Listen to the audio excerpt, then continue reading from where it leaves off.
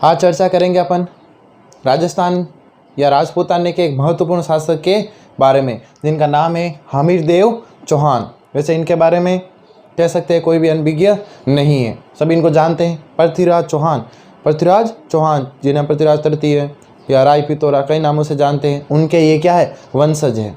तो अपन स्टार्ट करते हैं हमीरदेव चौहान को। हमीरदेव चौहान को देखें तो सबसे पहले इनके पिताजी जयतर सिंह जी ने इनको अपने जीवन काल में ही, किनके जीवन काल में, इनके पिताजी ने अपने जीवन काल में जब जीवित ये थे तभी उन्होंने अपने छोटे पुत्र हमीर को क्या बना दिया था, उत्तराधिकारी। मतलब समझ गए होंगे, जयतर सिंह ने पहले ही कह दिया था कि मेरे बाद कौन शासक बनेगा, हमीरदेव चौहान या हमीर शासक बनेगा।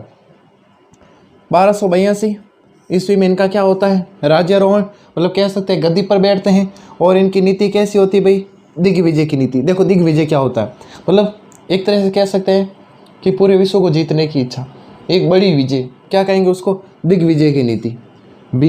भीमरस के राजा, आसपास का जो क्षेत्र था इनके, भीमरस के राजा अर्जुन और आपके परमार शासक भोज, परमार जिनको आज हम पंवार कहते हैं, वही परमार शासक भोज को इन्होंने क्या किया था, पराजित किया था। मतलब कह सकते हैं कि जो अपनी दिग्विजय की नीति थी, जो हमीरदेव की दिग्विजय की नीति थी, उसका उन्होंने अनुसरण करना आरंभ कर दिया था। उन्होंने अपने आसपास के कई क्षेत्रों को जीता और इन जीत के उपलक्ष्य में उन्होंने एक यज्ञ भी करवाया।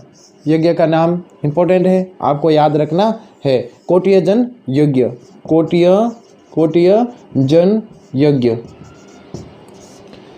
इसमें और वर्णन मिलता है, इन्होंने टोटल इस समय कितने युद्ध कर चुके थे, 17 युद्ध कर चुके थे और उसमें से 16 युद्धों में इन्हें विजय हासिल हुई थी। तो इस प्रकार कह सकते हैं कि इनकी जो प्रतिष्ठा थी दिन ब दिन बढ़ती जा रही थी।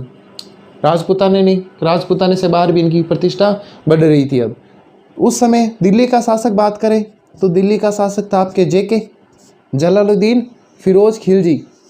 जेके मतलब जलालुद्दीन खिलजी, शॉर्ट में इनको जेके लिखेंगे। अब देखो जलालुद्दीन खिलजी हमीरदेव चौहान की बढ़ती प्रतिष्ठा को देख नहीं सका। सीधी सी बात है, अपन कहते हैं एक म्यान में 2 तलवारें नहीं रह सकती। उसी प्रकार इनके दिमाग में, जेके के दिमाग में आ गया था कि दिन ब दिन इनकी प्रतिष्ठा बढ़ रही है, एक दिन ये मुझे भी अपने पद से हटा देंगे। तो ये आपके युद्ध करने के लिए जाते हैं और आपके हमीरदेव चौहान जो दुर्ग था रणथंभौर का, कहाँ के शासक थे ये, रणथंभौर। तो रणथंभौर जो दुर्ग था उसकी क्या कर देते हैं, घेराबंदी। सबसे पहले ये जाइन दुर्ग को पार करके जाते हैं। देखो जाइन दुर्ग क्या होता है, सिंपल सी बात है, जैसे ये आपके दुर्ग है रणथंभौर का, चारों तरफ मतलब कह सकते हैं इसके पहाड़ियाँ, केवल एक छोटा सा रास्ता है, केवल एक ही रास्ता है उसमें जाने के लिए। कौन से दुर्ग में, रणथंभौर दुर्ग में जाने का एक ही रास्ता है। अब इस रास्ते में ही क्या करें, एक छोटा दुर्ग और बना देते हैं ताकि इस दुर्ग में कुछ लोगों को रख सके, जो क्या करें, यहाँ कोई अगर आक्रमणकारी बाहर से आ रहे हैं तो उनसे क्या कर सके, इसकी रक्षा कर सके। या फिर अपन कह सकते हैं कि जो आक्रमणकारी है उनको रास्ते में क्या कर सके, रोक सके। इस दुर्ग को अपन क्या कहेंगे, जाइन दुर्ग। तो इस दुर्ग पर अधिकार करके ये इस दुर्ग के चारों तरफ क्या लगा देते हैं, घेरा। कौन लगा देते हैं घेरा, जलालुद्दीन खिलजी। कौन से दुर्ग की घेराबंदी करते हैं ये, रणथंभौर के दुर्ग की। अब होता क्या है, रणथंभौर का दुर्ग इतना मजबूत था और कह सकते हैं उसके अंदर जो रहने वाले थे, अपने जो शासक थे, उन्होंने अपने आप को अंदर बंद कर लिया था। वहाँ किसी चीज़ की कोई कमी नहीं थी। काफ़ी लंबे समय तक इनकी घेराबंदी रखने के बाद ये बहुत ज़्यादा खुद ही परेशान हो गए और आखिर में वहाँ से खुद ही चले गए। 1291 में ये वापस दिल्ली चले जाते हैं और जाते जाते एक बात जाते हैं कि मैं इस रणथंभौर के किले को 10 मुसलमानों के एक बाल के बराबर भी नहीं समझता। मतलब मुसलमानों के एक बाल के बराबर भी नहीं समझता। वो कहता है ऐसे 10 किलो को, 10 मुसलमान है ना, ऐसे 10 किलो को। ये तो एक ही किला था रणथंभौर, वो कह रहा है कि मैं ऐसे 10 किलो को मुसलमान के एक बाल के बराबर भी नहीं समझता। मतलब इसने कुल मिला के वो कह सकते हैं कि लास्ट में खुद इतना ज़्यादा परेशान हो गया था कि बस अपनी आत्म संतुष्टि के लिए कह रहा था। जैसे आपने सुनी है अंगूर खट्टे हैं, लोमड़ी कहती वही वाली बात है। जब उस तक वो पहुंच नहीं सकी तभी उसने कहा अंगूर खट्टे हैं। इसी प्रकार ये इस किले को पार नहीं सका तो इसने लास्ट में कह दिया ये तो बाल के बराबर भी नहीं है। चलो, तो जलालुद्दीन खिलजी वाली बात कंप्लीट हो गई। आगे जलालुद्दीन खिलजी का भतीजा और इसी का दामाद शासक बनता है। इसी की हत्या करके नाम है उसका अलाउद्दीन खिलजी, AK। अब देखो, जलालुद्दीन खिलजी और हमीर देव चौहान के बीच भी युद्ध चलेगा। कारण क्या क्या थे आपके? पहला कारण कह सकते हैं कि जो अलाउद्दीन खिलजी था, इसकी भी कैसी नीति थी भाई? साम्राज्यवादी नीति थी। इसकी भी कैसी नीति थी? साम्राज्यवादी नीति थी। ठीक है, फिर और बताओ, और देखो, चाचा की हार का बदला लेना था। चाचा की हार ही हुई थी एक तरह से। चाचा कौन? जलालुद्दीन खिलजी। अब जब जलालुद्दीन खिलजी वहाँ गया और वापस तो लौट के आया बिना जीते, तो एक तरह से उसकी क्या थी? हार ही थी। तो उसका भी बदला लेना। और क्या था? और आपके 2 किताबें मिलती है, उनमें अलग अलग दिया हुआ है। मोहम्मद शाह को शरण देना में मुख्य पॉइंट है। आपके बुक्स आपको मिलती है, एक मिलती है आपके हमीर महाकाव्य। इसके अनुसार आपके देखो, ये आपके जैसे राजस्थान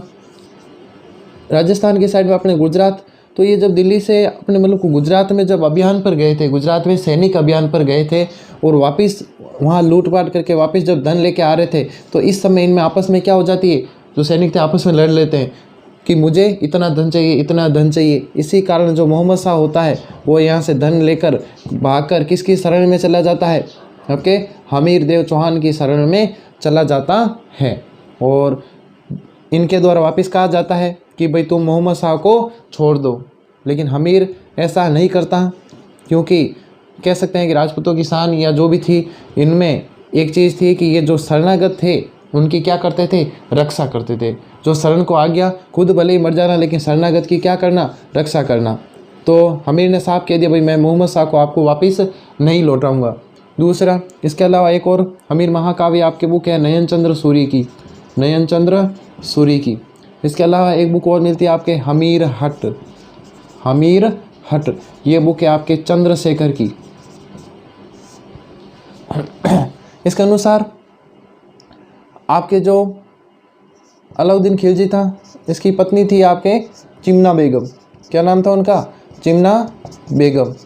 और इधर था आपके मंगोल सेनापति था मोहम्मद शाह, कह सकते हैं। ये भी शादी करना चाहता था किससे? चिमना बेगम से। तो ये बात जब पता चली किसको? अलाउद्दीन खिलजी को, तब ये मोहम्मद शाह को मना करता है। लेकिन मोहम्मद शाह कहता है नहीं, मुझे तो चिमना से क्या करनी है? शादी करनी है। तब इसके सैनिक फिर इसको मारने के लिए दौड़ते हैं और ये आगे भागकर किसके यहाँ चला जाता है? हमीर के यहाँ चला जाता है शरण लेने के लिए। तो 2 अलग अलग बुकें अलग अलग चीज़ बता दी है। कुल मिला के हमें एक चीज़ याद रखनी है, युद्ध का एक कारण क्या था? मोहम्मद शाह को शरण देना। तो हमने कारण देख लिए, अलाउद्दीन खिलजी वर्सेस हमीर देव चौहान के कारण। ठीक है, आगे चलते हैं। 1299 के अंत में उलूग खां और नुसरत खां जो इनके सेनापति थे उनको भेजा युद्ध करने के लिए। किन किन को? 1299 के लास्ट में महीने में दिसंबर में कह सकते हैं, उलूग खां और नुसरत खां को भेज दिया इन्होंने। कहाँ भेज दिया भाई? जाइन पर आक्रमण करने के लिए। अपन कह सकते हैं कि रणथंभौर या हमीर देव चौहान पर आक्रमण करने के लिए। तो ये जब गए तो मैंने कहा था, बताया अभी आपको, जाइन क्या होता है? दुर्ग के रास्ते में एक और दुर्ग, जिसको पार करने ही हम कैसे जाइन को क्या कहते हैं अपन? रणथंभौर दुर्ग की कुंजी भी इसको कहते हैं। कुंजी क्यों कहते हैं? क्योंकि ये इसकी चाबी है। चाबी क्यों है भाई? क्योंकि यहाँ से अगर आप चाबी खोलोगे तभी आप आगे बढ़ पाओगे। जो मतलब अगर आपको रणथंभौर को जीतना है तो पहले आपको जाइन को जीतना पड़ेगा। तो ये जाइन पर आक्रमण करता है बनास नदी के तट के पर। जब ये आक्रमण होता है तो यहाँ से जो AK के सेनापति थे वो कौन थे? उलूग खां और नुसरत खां। और उधर से अपने हमीर देव चौहान की तरफ से कौन कौन थे? देखो, हमीर देव चौहान की तरफ से आपके 2 जने थे, एक भीम सिंह था और एक था धर्म सिंह। भीम सिंह और धर्म सिंह, ये दोनों किसकी तरफ से थे? हमीर देव चौहान की तरफ से। तो भीम सिंह और धर्म सिंह से युद्ध में हार गए। उलूग खां और नुसरत खां को युद्ध करने के लिए इसने भेजा अलाउद्दीन खिलजी ने। जाइन पर आक्रमण किया, लेकिन भीम सिंह और धर्म सिंह से हार गए। कौन हार गए भाई? उलूग खां और नुसरत खां। यहाँ तक बात समझ में आ गई। फिर क्या होता है कि ये भीम सिंह और धर्म सिंह दोनों, इनके पास जो माल वाल था वो लूट के वापस आ रहे थे। तो भीम सिंह और धर्म सिंह धन लूट कर वापस जा रहे थे अपने स्थान पर। लेकिन फिर क्या होता है, इस उल्लू खां नुसरत के पास एक पीछे एक टुकड़ी और बची हुई होती है। कह सकते हैं एक टुकड़ी पुनः आ गई। टुकड़ी का मतलब कुछ सैनिकों का दल। तो एक टुकड़ी पुनः आई। भीम सिंह और धर्म सिंह को, भीम सिंह ने धर्म सिंह को भेज दिया। देखो स्टोरी बिल्कुल क्लियर सी है। क्या हो रहा है? 1299 के लास्ट में किसको भेजा भाई? उल्लूग और नुसरत खां को। इन दोनों को भेजा कि भाई तुम जीत के आओ। कि ठीक है। ये गए और जैन दुर्ग के पास युद्ध होता है। यहाँ से कौन होता है भाई? इसकी तरफ से भीम सिंह और धर्म सिंह। कौन कौन होते हैं? भीम सिंह और धर्म सिंह। अब इस भीम सिंह धर्म सिंह युद्ध होता है। यहाँ पर उल्लूग और नुसरत खां क्या हो जाते हैं? हार जाते हैं। हारने के बाद क्या होता है भाई? ये लूट पाट कर वापस आते हैं। इस समय इनकी एक टुकड़ी और पीछे बची हुई होती है, वो आक्रमण कर देती है। जब वो आक्रमण करती है, ये देखो भीम सिंह और धर्म सिंह से युद्ध हार गए। भीम सिंह और धर्म सिंह दल लूट कर जा रहे थे। एक टुकड़ी ने क्या कर दिया? आक्रमण कर दिया। तब भीम सिंह इस धर्म सिंह को क्या कहता है? तू ये धन लेके जा, मैं अभी इनको फ्री करके आता हूँ। बहुत बहादुरी से लड़ा। इनकी टुकड़ी भी लगभग समाप्त कर दी, लेकिन अंतिम समय में खुद मारा गया। तो इस प्रकार भीम सिंह खुद ही क्या हो गया था? मर गया था। तो यहाँ तक बात समझ में आ गई। तो यहाँ से जो उल्लूग खां और नुसरत खां परेशान हो गए। इनको लगा यार अपने पास अभी इतने सैनिक भी नहीं बचे, और ये तो एक जैन दुर्ग था बीच में। अगर हम आगे रणथंभौर में जाएंगे तो और हमें बड़े युद्ध का सामना करना पड़ेगा। इतनी अपने पास सैनिक क्षमता है नहीं। और वो वापस दिल्ली लौट गए। उल्लूग खां और नुसरत खां वापस दिल्ली लौट गए। नुसरत खां व दिल्ली लौट गए। दोनों ही दिल्ली लौट गए। अलाउद्दीन खिलजी ने बाद में पुनः दोनों को भेजा। अलाउद्दीन खिलजी बाद में कहता भाई नहीं, तुम्हें तो वापस जाना पड़ेगा। इन्होंने कहा भाई ठीक है जाएंगे। और सैनिक वैनिक टुकड़ी इनकी जो सैनिकों की संख्या थी, और सैनिकों की संख्या में वृद्धि करी और इनको भेजा। किनको भेजा? उल्लूग खां और नुसरत खां को। देखो बाद में पुनः भेजा। अब ये जब गए, सबसे पहले इन्होंने जैन दुर्ग को जीता। उसके बाद ये जो दुर्ग था, इस दुर्ग की जो प्राचीरें थी, प्राचीर मतलब समझते हो भाई? दीवार कह सकते हो। उसको तोड़ना स्टार्ट किया इन्होंने। और जो राजा महाराजा वो अंदर थे, मतलब हमीर देव कह सकते हैं कि अंदर पैक थे। अब इन्होंने इसको तोड़ना स्टार्ट किया। तभी अंदर से एक आता है गोला।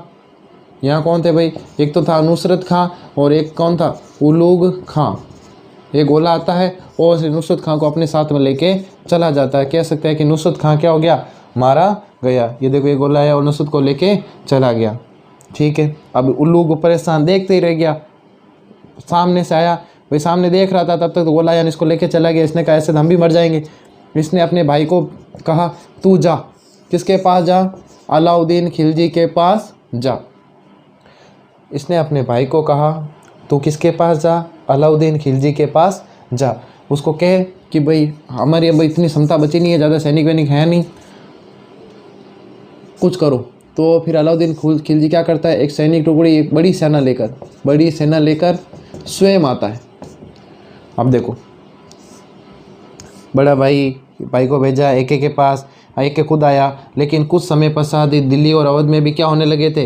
विद्रोह। भाई सीधी सी बात है। इसने लगभग कहते हैं कि लगभग साल भर इसने किलेबंदी करके रखी थी। मतलब किले के चारों ओर ये चारों तरफ बैठा था। मतलब ये चारों तरफ ये सारे सैनिक बैठे रहते थे। लेकिन एक साल भर निकल गया, फिर भी कुछ हुआ नहीं। और उस समय इतने समय में एक दिल्ली का शासक अगर यहाँ बैठा है तो उस पूरे भारत का जो शासन करता था, अब सोचो कि वो यहाँ बैठा है तो पूरे भारत में कितना विद्रोह हो रहा होगा।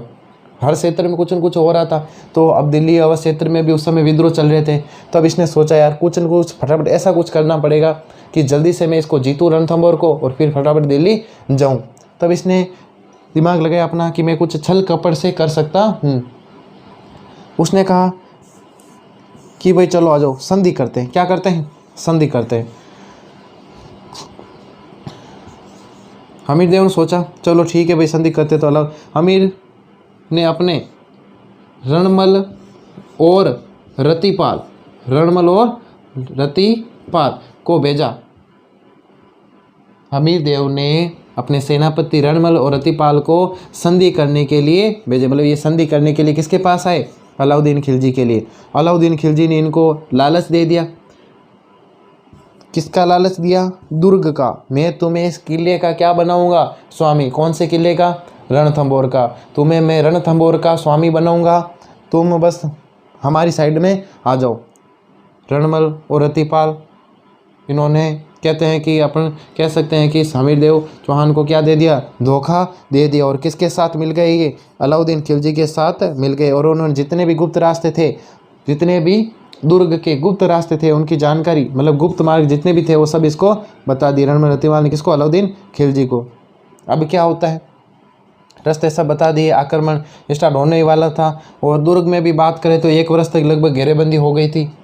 सैनिक चारों तरफ खड़े थे। खाद्य सामग्री भी अब लगभग समाप्त होने वाली थी, क्योंकि साल भर हो गया था। अंदर सैनिक भी खूब सारे थे, राजा महाराजा जो भी थे अपने, मतलब कह सकते हैं एक बड़ी जनसंख्या अंदर थी। इसी कारण फिर आपके इन्होंने सोचा अब तो कुछ नहीं है, बस फाइनल हमें युद्ध करना ही पड़ेगा। तब इसकी हमीर देव चौहान की रानी रंग देवी और इसकी पुत्री पद्मला ने क्या कर लिया? जौहर कर लिया। जल जौहर कह सकते हैं इसको ना, जल जौहर किया। कौन सा जौहर? जल जौहर। कुल मिला के कह सकते हैं जैसे नदी में कूदना, पानी का कुंड है तो उसमें कूदना, मतलब आत्महत्या कर लेना। तो रंग देवी और पद्मला ने आत्महत्या कर ली और हमीर देव चौहान ने केसरिया धारण कर लिया। केसरिया का मतलब केसरिया कलर का पहन लिया। और अब हमें तो मरना ही है, लेकिन हम लड़कर मरेंगे। तो हमीर देव चौहान भी युद्ध में लड़ते हुए मारे जाते हैं। और इसी जो जौहर, जो स्त्रियां, मतलब जल जौहर या जौहर जो भी है, जौहर प्लस केसरिया, मतलब यहाँ पर महिलाओं का और पुरुषों का दोनों, पुरुष द्वारा क्या किया जाता है? केसरिया, महिलाओं द्वारा जौहर, और इनको मिलाकर अपन क्या कहते हैं? साका। राजस्थान का ये प्रथम साका कहलाता है 1301 में। इसके अलावा देखते हैं 11 जुलाई 1301 को अलाउद्दीन खिलजी का कब्जा हो गया रणथंभौर दुर्ग पर। 11 जुलाई 1301 को अलाउद्दीन खिलजी का कब्जा हो गया किसके ऊपर? रणथंभौर दुर्ग के ऊपर। इस समय अमीर खुसरो भी साथ में था, अलाउद्दीन खिलजी के साथ में था। तो एक क्वेश्चन आपसे पूछ सकते हैं कि इस समय कौन महान कवि या जो भी है ना, कौन साथ में था? तो अमीर खुसरो साथ में था, याद रखना है। इनके बारे में कहा जाता है, सिंह सवन सत्यपुरुष वचन कदली फलत एक बार, तिरिया तेल हमीर हट चढ़े न दूजी बार। किनके बारे में कहा जाता है? हमीर के बारे में। इसका मतलब क्या भाई? सिंह शेर अपने जीवन में केवल एक बार इनके बच्चे होते हैं। और सत्य पुरुष जो सच्चे आदमी होते हैं वो केवल एक बार वचन करते हैं, मतलब जो एक बार बात कह दी फिर अपनी बात से पलटते नहीं हैं। कदली फलत एक बार, जो केले का जो वृक्ष होता है, केले का जो पेड़ होता है, उसके केवल एक ही बार फल लगते हैं, एक बार ही वो फलत होता है। तिरिया तेल का मतलब जो महिलाएं होती हैं उनके कितनी बार तेल लगता है जीवन में? एक बार। इसका मतलब उनकी एक बार क्या होती है? शादी होती है। उसी प्रकार जो हमीर का हट है वो केवल एक बार हमीर ने जो सोच लिया वही करता था। फिर दूसरी मतलब बात अपनी पलटने का, मतलब कह सकते हैं कि बात अपनी पलटने का सोचता ही नहीं था। जो उसने हट कर लिया, जो उसने बात कह दी, उसको वो पार करता ही था। तो हमीर के बारे में ये कहा जाता है। इसके दरबार में बीजादित्य नाम के कवि रहते थे। इसके अलावा एक 32 खंभों की छतरी भी थी, जिसे न्याय की छतरी भी कहते थे। ये इन्होंने पिता की याद में बनाई थी। यहाँ बैठ के क्या करते थे? वो न्याय करते थे।